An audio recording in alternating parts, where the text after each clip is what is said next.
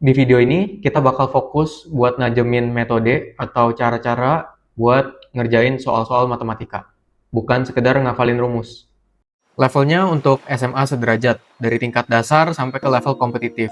Dan kita ngikutin buku Art of Problem Solving, karyanya Sandor Lehoczky dan Richard Rushczyk.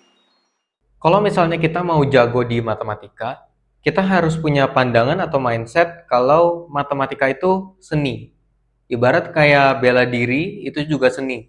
Nggak ada yang instan, semua perlu proses, perlu latihan. Tapi sebelum kita latihan lebih dalam, otak kita harus disiapin dulu secara mental. Posisinya harus dibenerin dulu.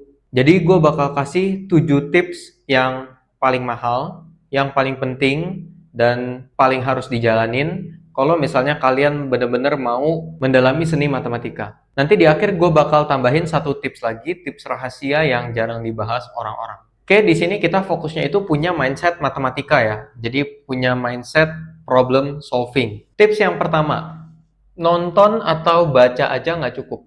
Maksudnya apa? Maksudnya kalau misalnya kalian cuman pasif, nonton doang, atau baca buku doang, kalian nggak bakal bisa bener-bener dapet makna dari seni matematika. Kalian harus praktek langsung, ya. Ibarat kayak seni-seni yang lain, semua itu harus praktek baru bisa. Sama, matematika juga sama. Kalau misalnya kalian cuma nonton doang, secara pasif, kalian nggak bakal bisa dapet skill yang kalian mau. Jadi, latihan itu penting. Tips nomor 2, jangan stuck di satu konsep kelamaan. Di matematika itu nggak ada yang namanya urutan A dulu, baru B, baru C, baru D. Karena A, B, C, D itu semuanya itu nyambung. Semuanya itu saling berhubungan.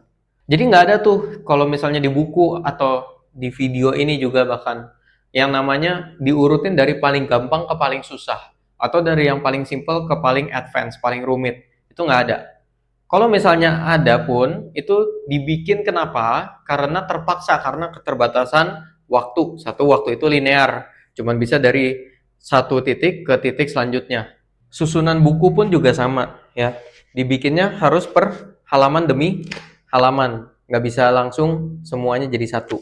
Tapi otak kita itu bisa nyimpen informasi, nyimpen knowledge kayak jaringan.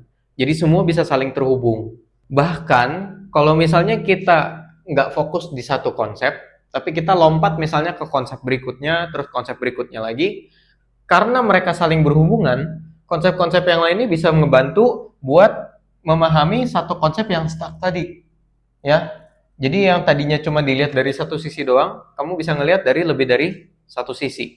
Dan itu nanti akan ngebantu pemahaman kamu di konsep yang stuck ini. Tips yang ketiga, yang sering anak zaman sekarang lakuin, jangan buru-buru. Nggak ada yang namanya instan di dunia ini, ya. Kalau misalnya kamu mau dapat skill yang kamu pengen, jangan buru-buru pengennya cepet cuman baca rangkuman doang. Itu nggak bakal cukup. Kalian harus benar-benar pelajarin contohnya kayak gimana, prakteknya kayak gimana. Jadi nggak ada yang namanya buru-buru. Nggak bisa kamu tiba-tiba jago main musik atau ngelukis dalam satu malam.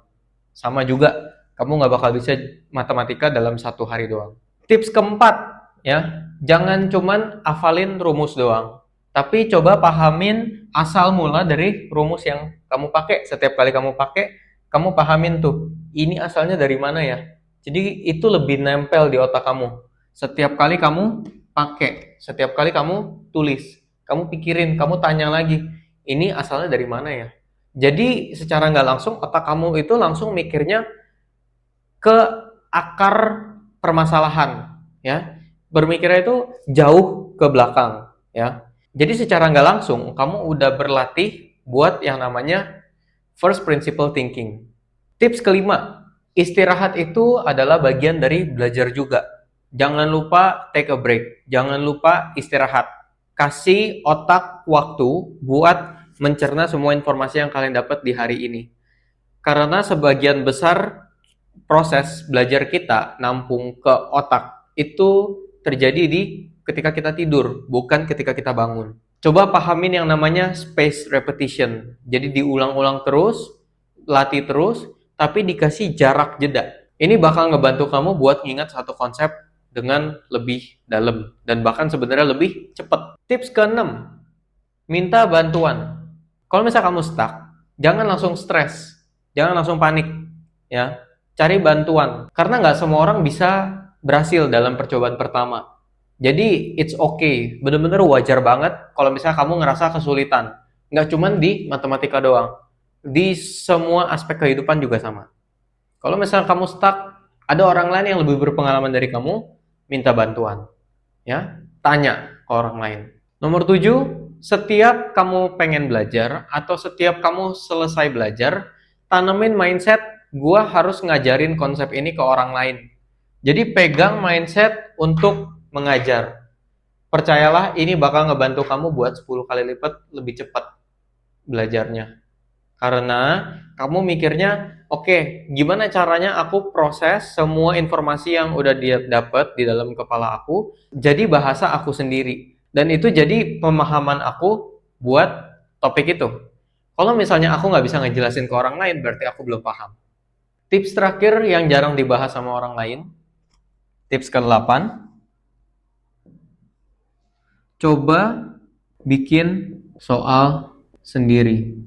Setiap kamu udah pahamin satu konsep atau nyelesain satu soal, coba kamu ubah atau otak-atik soalnya. Jadi selalu bertanya ke diri kamu sendiri. Ini kalau misalnya begini, apa yang terjadi ya? Ini kalau misalnya gue ubah, apa yang ngaruh ya? Jadi coba bikin soal sendiri. Be curious, ya. Tetap penasaran. Tanya terus.